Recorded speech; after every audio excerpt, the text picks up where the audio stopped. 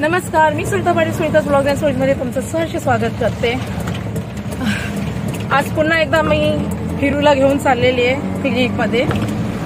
काल रात्री एक दुसऱ्या सोसायटीमधला कुत्रा चुकून आमच्या सोसायटीमध्ये आला होता आणि हिरूच्या ते लक्षात आलं आणि हिरू त्याच्यावरती अटॅक करायला गेला। आता प्रत्येक कुत्र्याचे आपले आपले एरिया ठरलेले असतात, तिथे दुसऱ्या अनोळखी कुत्र्याने जर एंट्री केली तर ते लोक त्याला भंडावून सोडतात।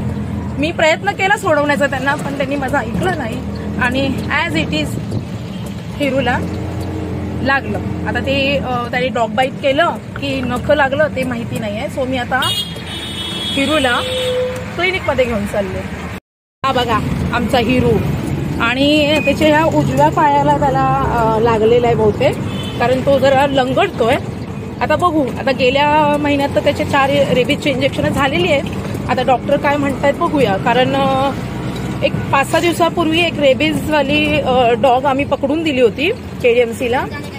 सो ती डॉग जवळजवळ 15 ते 16 लोकांना चावलेली आहे आणि विशेषतः लहान मुलांना चावली आहे ती, आणि त्याचबरोबर ती अजून काही डॉग्सना पण चावलेली आहे। त्यातला एक डॉग आम्हाला भेटला, तो सुद्धा आम्ही KDMCच्या गाडीतून त्याला पाठवून दिला। आता ते 10 दिवसानंतर त्याचं वॅक्सिनेशन झालं की त्याला सोडतील इकडे, परंतु बाकी अजून कुठल्या कुत्र्यांना चावले ते माहिती नसल्या कारणाने आता मला हलगर्जीपणा करून चालणार नाही।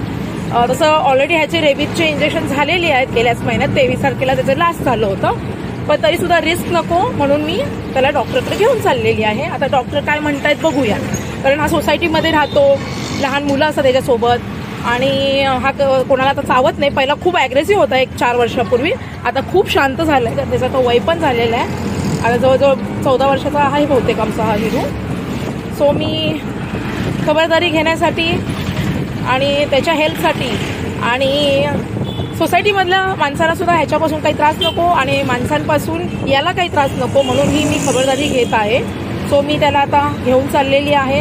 आता आज तर रेबीजचं इंजेक्शन देणारच आहे, पण अजून त्याला द्यावे लागायची गरज आहे। अजून त्याला द्यायची गरज आहे का हे डॉक्टरच सांगतील, कारण जखम तशी छोटीशी आहे पण आहे। सो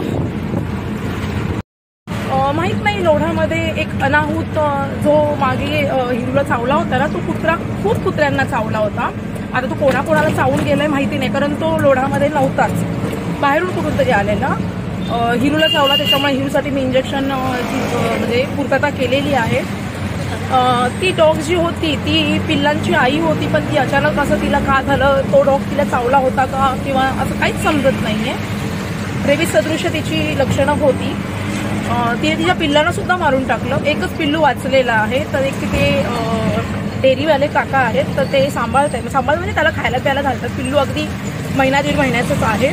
सो मी त्यांना सांगितलं की तुम्ही त्याच्याकडे लक्ष ठेवा, त्याच्या वागण्यामध्ये जर काही थोडासा बदल जाणवला तर नक्कीच मग तुम्ही KDMCला फोन करा। तुम्हा सगळ्यांना सुद्धा मी थोडीशी माहिती देते जी मला आहे।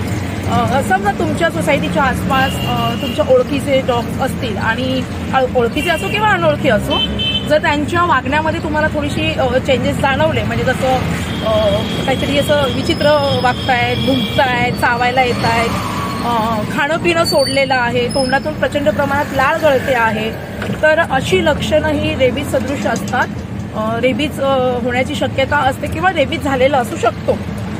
सो तुम्ही लगेच तुमच्या जवळपास असणाऱ्या महानगरपालिकेला किंवा KDMC जे असतील तुमच्याजवळ, तर तुम्ही त्यांना संपर्क साधून त्यांना त्या डॉगला त्यांच्या सुपूर्द करून द्या, की जेणेकरून अजून इतर कोणाला त्या डॉगची बाधा होऊ नये, माणसांनाही नाही आणि इतर जनावरांनाही नाही। सो तुम्ही थोडीशी दक्षता जर बाळगली तर नक्कीच या रेबीजसारख्या रोगातून सगळे वाचू शकतील। मी सर्वांकडेच लक्ष ठेवू शकते असं नाही आहे, पण माझ्या नजरेत जेवढे येतात माझं लक्ष असतं। मी जेव्हा बाहेर पडते, मी प्रत्येक डॉगला म्हणजे जे माझ्या नजरेसमोर येतात मी त्यांना बघते, त्यांच्या ह्याच्यामध्ये जर काही मला असं थोडीशी तफावत जर जाणवली तर मी लगेच ती इतरांच्या निदर्शनास आणून देते। सो तुम्ही सुद्धा ही थोडीशी दक्षता जर बाळगली तर प्राण्यांसाठी आणि माणसांसाठी दोघांसाठीही उपयुक्त असेल।